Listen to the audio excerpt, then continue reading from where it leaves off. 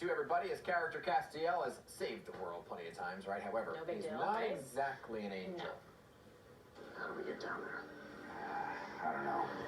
I didn't see any stairs or anything, so I just figured them.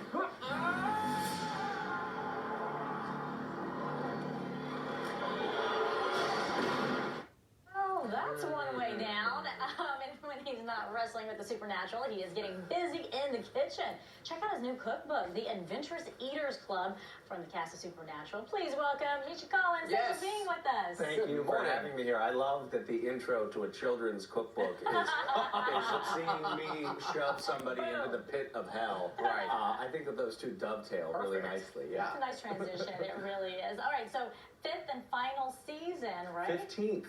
I'm sorry, I meant yes. 15th and final season. That's a long run. It's a very long run.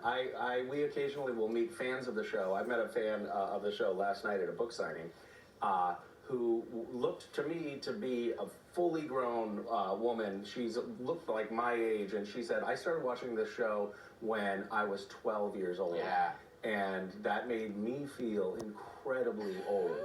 But yeah, we've been on for, all of our adult lives. But when you signed on, you played an angel. I wouldn't say you're necessarily an angel sometimes, but did you think this is going to last 15 seasons? We had a party in the 5th season for the 100th episode, and everybody kind of thought we were wrapping up at that point. And somebody joked, we'll see you at the 200th episode party. And everyone was like, yeah, right. And then at the 200th episode party, we said, see you at the 300th. And everyone was like, yeah, right. And then, we've been through the 300th episode party, and this is our final season. And on a high note. And it's been a great season so far. Yeah. We're shooting episode 10 right now. Are you kind of sad though? Yeah, a little sad. Yeah, we love each other, and it'll be sad to move on, but it's also time to move on. Look, I'm obsessed with the supernatural. So when you're filming, have you ever encountered anything that's supernatural? Are you do you believe in that stuff?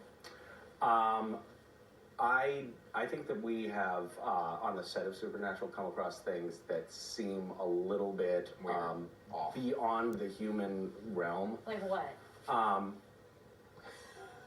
I frankly, the abdominal rumblings of my castmates sometimes are so loud That's that what it seems I like experienced that too. they're possessed by demons. I experienced that too, but you know what? It's just her stomach. It's just me. That's not very nice. It's the way it's the way I roll. right there. I'm always hungry. Always hungry. All right, so outside of the show, let's get to the cookbook, can we please? Let's talk about food. You're a father, your husband, and you are a part of the Adventurous Eaters Club. How did you come up with that title?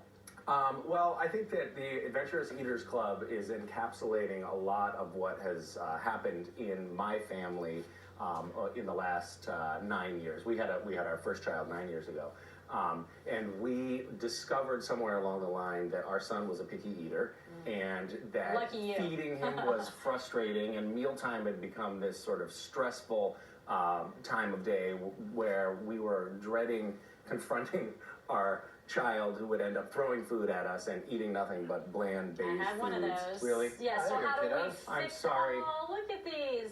Okay. Yes, they look cute. But as every parent knows. So we started experimenting and discovered that there actually are real tools to getting picky eaters to eat whole, healthy food, and also there are ways to make mealtime a coalescing, loving time in the family, not a stressful time where you it can be. I can so draw battle lines. Is it about disguising some of the Is vegetables? it cheese related? What would you say has worked the best for your children? Cheese does help, well, but it is not about disguising vegetables. In fact, it's about, on the contrary, one of the tips, and this really works, science has proven it, is to present, for example, vegetables in a very plain, very simple way on their own, so that they're not complicated. They're not mixed in with a lot of other things. A lot of parents think if you sneak something in, you can get it under the kid's radar and then they'll eat it. But the truth is, if you do that, ultimately what you end up doing with children is getting them to know that they can't trust you. And then they're wary of all the food that you're serving them, and that's actually proven by scientific studies. My mother would shove everything into a chicken pot pie, and then would avoid all the vegetables and only eat the chicken. Right. Yeah, I do know what you're saying, because I saw my kids do the same thing.